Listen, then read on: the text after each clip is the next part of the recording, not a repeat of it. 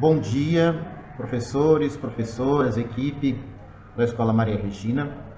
Hoje eu trarei algumas orientações gerais sobre a avaliação 360 e, para isso, nós temos alguns objetivos. Nós vamos, inicialmente, compreender a avaliação 360, uma breve definição e também propósito, o objetivo dessa avaliação. Nós vamos também entender a avaliação por competências e a avaliação de resultados, que são as duas partes que constituem a avaliação 360, e vamos terminar a nossa reflexão analisando, conhecendo a matriz 9Box, que são 9 quadrantes que indicam, que dão orientações para o profissional na hora da devolutiva da avaliação 360. Portanto, quando nós falamos em avaliação, nós temos vários modelos de avaliações de desempenho. Nós temos, por exemplo, a avaliação 90 graus, é uma das mais conhecidas, é uma das mais tradicionais, onde o gestor, de uma forma imediata, ele avalia os seus liderados, ele avalia a equipe. Nós temos ainda um outro modelo de avaliação de desempenho, que é a avaliação 180 graus. Então, nesse segundo modelo, o gestor avalia a equipe e também é avaliado por ela. A avaliação 270 graus, o gestor avalia a equipe, mas há uma avaliação também entre pares, onde pessoas que estão no mesmo nível hierárquico avaliam-se entre si. E, por último, e que se aplica à nossa realidade, a avaliação 360, que é constituída de uma autoavaliação e também por um processo onde o gestor imediato faz a avaliação da sua equipe, mas também a avaliação ali dos liderados em relação aos seus gestores também, onde todos são avaliados. Então, no modelo do programa Ensino Integral, só para citar um exemplo, os nossos estudantes nos avaliam. Então, o estudante, ele avalia o professor coordenador de área e avalia também a equipe gestora, avaliando o diretor, vice-diretores e o professor coordenador geral. Então, na APEI nós temos a avaliação 360, e que é regulamentada na legislação, desde a Lei Complementar 1191, que é a lei que institui o programa em 2012, e de lá para cá nós temos algumas modificações, algumas alterações. Eu coloco aqui a observação que a resolução 84, que é do último ano, ela foi muito específica e se aplicou somente ao ano de 2020. Então, a avaliação 360 agora em 2021 é nos mesmos moldes da avaliação lá de 2019, 2018, aquela avaliação que é mais tradicional, tá bom?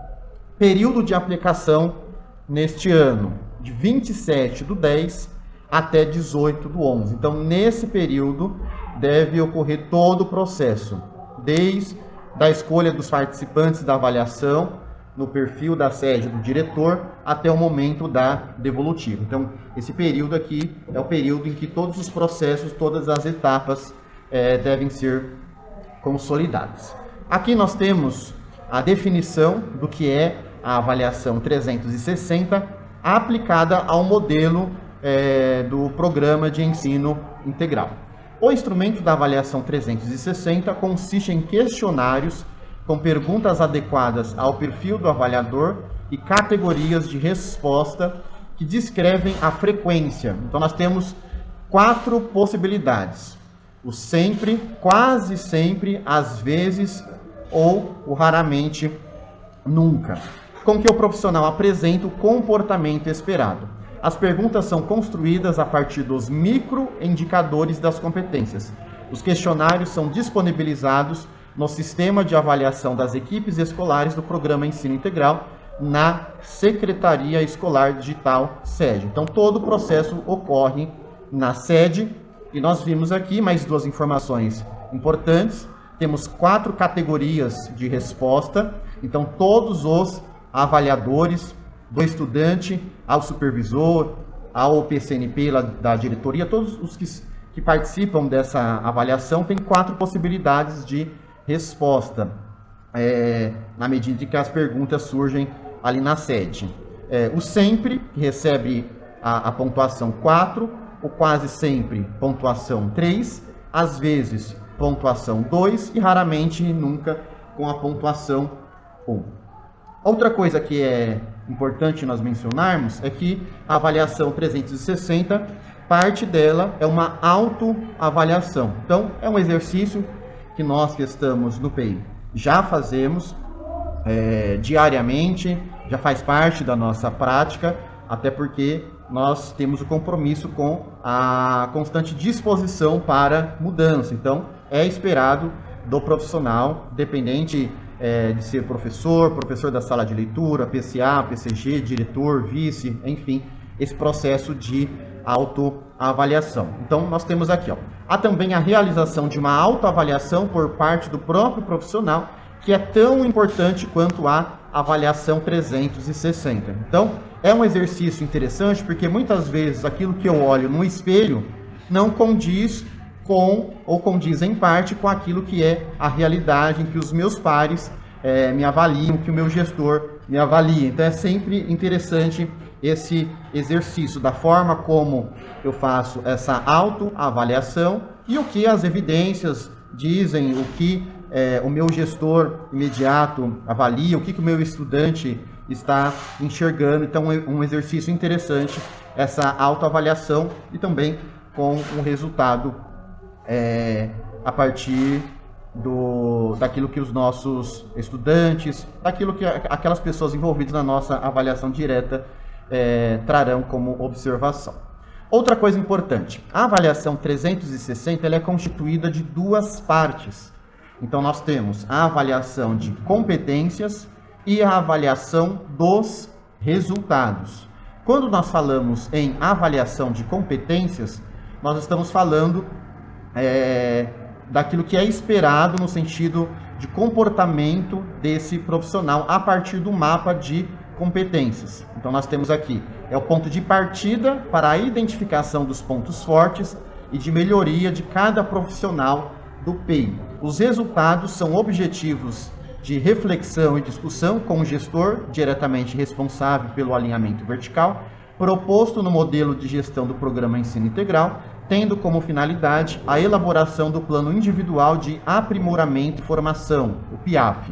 Então, na nossa avaliação de competência, sairá lá a competência que recebeu uma avaliação não tão favorável, de todas aquelas 7 competências que nós sempre trabalhamos. Então, é um ponto de partida para a nossa reflexão e também para a construção desse plano individual de aprimoramento.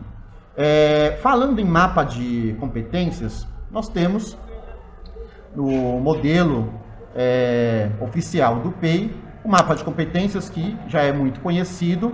Então eu tenho aqui na tela esse material. Ele trabalha com premissas, com as competências, com os macroindicadores e com os microindicadores. Então, aqui na primeira coluna nós temos as 5 premissas do PEI, que se desdobram em 7 competências, que se desdobram ainda em macroindicadores, e cada macroindicador ainda tem o seu microindicador. O microindicador nada mais, nada menos do que a aplicação desse macroindicador à função que eu desempenho. Então, embora todos tenham que desenvolver o macroindicador do respeito à individualidade, do protagonismo, do domínio do conhecimento, da didática, dependendo da função que eu exerço na equipe, eu tenho pontos que se aplicam à minha situação, que não se aplica ao colega. É uma questão de ênfase, né? Mas todos nós temos compromisso aí com todos esses macroindicadores. Aqui uma observação. A equipe da SEDUC, responsável por organizar a avaliação agora em 2021, já destacou e trouxe, inclusive em documento orientador, de que haverá uma ênfase em 3 competências, agora em 2021. Na competência, eu já deixei com destaque: disposição ao autodesenvolvimento contínuo, comprometimento com o resultado e solução e criatividade. Então, são as competências que serão aí, que receberão uma ênfase com os seus macroindicadores também. Então, disposição ao autodesenvolvimento contínuo inclui a formação contínua, devolutivas e disposição para mudanças, e assim sucessivamente. Muito bem. Dando sequência, o que nós temos aqui? Além dessa primeira parte da avaliação 360, que é a avaliação de competências, a partir lá do mapa de competências, a segunda parte já inclui a avaliação de resultados. Então, a avaliação de resultados é de responsabilidade dos gestores do profissional. Então, sempre aquele profissional que faz parte do alinhamento vertical, um alinhamento ali mais direto. E são 2 os critérios que entram aqui nessa avaliação de resultados: o cumprimento das ações que o profissional colocou no seu programa de ação, então quanto daquilo que ele colocou no programa ele executou e com resultado, e também a sua assiduidade. Então repare que são 2 momentos. Nós temos inicialmente a avaliação de competências, que está mais relacionada à parte comportamental, que é o que se espera no perfil daquele profissional na sua atuação, e do outro lado, mas somando aí, a avaliação de resultados, que já é uma análise mais detalhada no programa de ação e também da assiduidade desse profissional. Aqui eu coloco essa comparação, né? Avaliação de competências, ênfase no comportamento esperado, sempre com base no mapa de competências. E a avaliação de resultados já está relacionada, conforme o próprio nome já diz, com a entrega. É o resultado esperado com a prática, com o exercício das competências. Aqui, mais uma vez, a questão da pontuação. Então, como que funciona o sistema que calcula essa pontuação? Então, primeiro ponto, computa-se o ponto de cada resposta considerando os valores. 1 ponto para raramente ou nunca, 2 pontos às vezes, 3 pontos quase sempre e 4 pontos sempre. Segunda parte, calcula-se a média dos pontos por macroindicador considerando as questões respondidas. Calcula-se a média dos pontos por competência considerando as médias dos macroindicadores e calcula-se a média total a partir da média das competências avaliadas. Então, o sistema aqui de cômputo dessa pontuação é a média sobre médias, né? Então, depois a gente pode até fazer um exercício aqui a partir de uma planilha que eu desenvolvi. Então, nesse sistema de pontuação, utiliza-se a média sobre médias, vai dar uma média geral, uma média total, um resultado final, e no momento da consolidação da avaliação, nós temos aquilo que nós conhecemos como 9 box, ou 9 caixas. Então, há um cruzamento do resultado da avaliação de competências com o resultado da avaliação de resultados. Então, são esses 2 lados que são avaliados e nós chegamos nesse quadrante que é conhecido como 9 box. Vamos dar uma olhadinha nele. Então, aqui nós temos 9 opções. Aqui, na vertical, a avaliação de competências, pontuação de 1 a 2, de 2.1 a 3 e 3.1 a 4. E a avaliação dos resultados, pontuação de 1 a 2, de 2.1 a 3 e de 3.1 a 4. Então, sempre há esse cruzamento. Então, vamos imaginar a seguinte situação. Eu recebi pontuação 2.1 na avaliação de competências e, ao mesmo tempo, também 2.1 na avaliação de resultados. Então, eu vou fazer o cruzamento aqui. Eu estaria no quadrante 5, que é o de transformar potencial em desempenho. E aí, na sequência, nós temos uma breve descrição de qual ação deve ser feita em relação àquele profissional.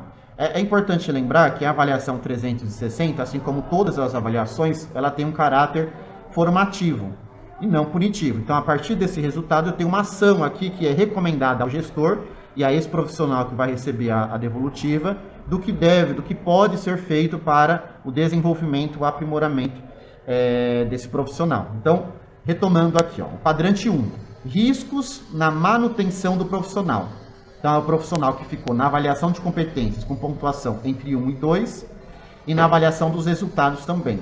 Então, ele está fora do perfil daquilo que é esperado no programa e, ao mesmo tempo, na avaliação dos resultados, ele não conseguiu dar conta daquilo que ele colocou no seu programa de ação. Então, qual que é a orientação aqui no quadrante 1?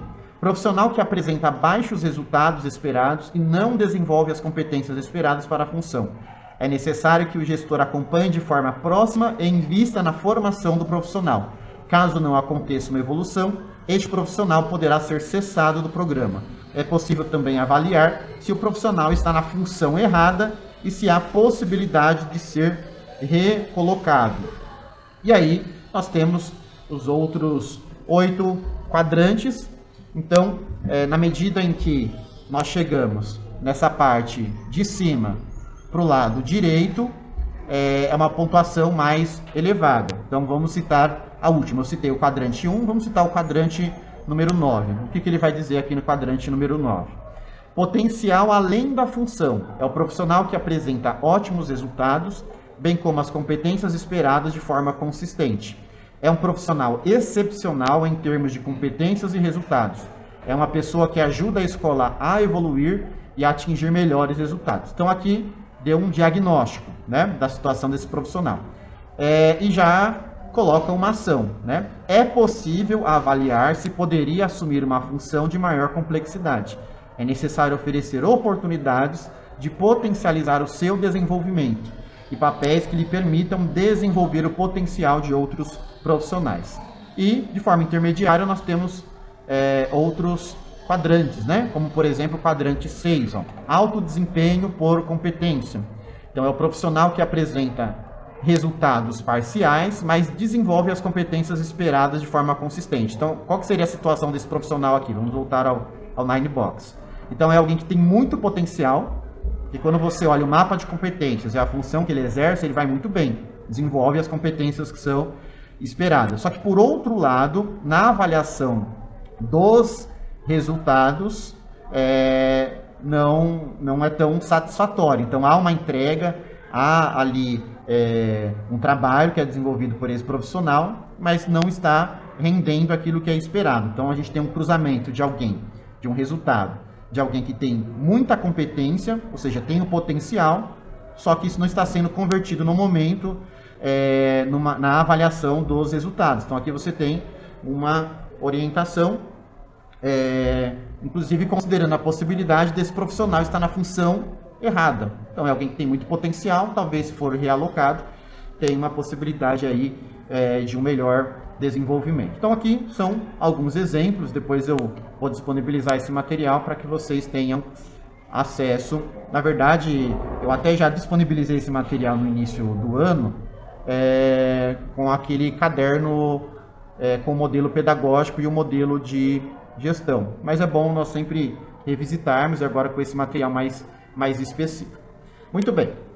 Após a devolutiva, o profissional já pode iniciar a construção ou a revisão de seu plano individual de aprimoramento e formação.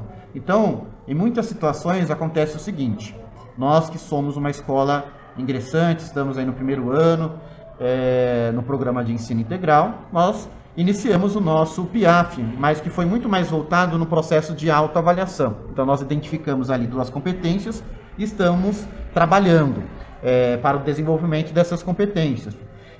Então, o que pode acontecer? Na avaliação 360, em várias situações, pode muito bem casar esse resultado. Aquilo que eu já identifiquei que é uma competência que precisa ser desenvolvida, é justamente o que pode aparecer na 360 também. Então, nesse caso, eu vou apenas revisar alguns pontos, fazer adequações a partir da devolutiva aí do meu gestor imediato. Ou a 360 pode indicar algo que eu não tinha parado para refletir, algo que eu não tinha parado para pensar, mas de uma forma ou de outra, aí vem a construção do PIAF visando esse aprimoramento. Tá? Para finalizar, eu tenho aqui uma planilha que eu desenvolvi mais recentemente e que servirá aí para vocês, não somente agora, nesse final de ano, mas também no próximo ano, num processo de autoavaliação a partir do mapa de competências. Então, essa planilha aqui é específica, eu detalhei aqui, para o professor da Base Nacional Comum. Nós temos uma planilha específica para o professor da Base Nacional Comum, temos uma planilha específica para o professor da Sala de Leitura, para o PCA, PCG, vice e diretor. Por quê? Porque por mais que essa parte inicial se aplique a todos, as premissas, as competências e os macroindicadores, os microindicadores são diferentes, que se aplica ali à função daquele profissional.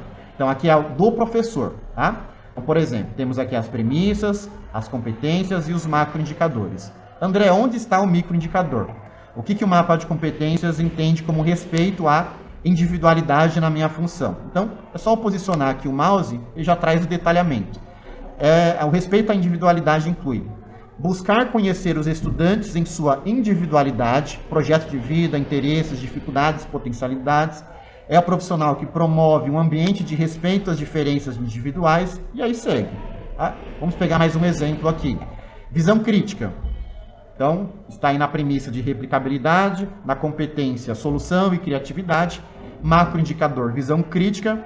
Eu sou professor da Base Nacional Comum, quero saber um microindicador. O que se aplica a mim relacionado à visão crítica?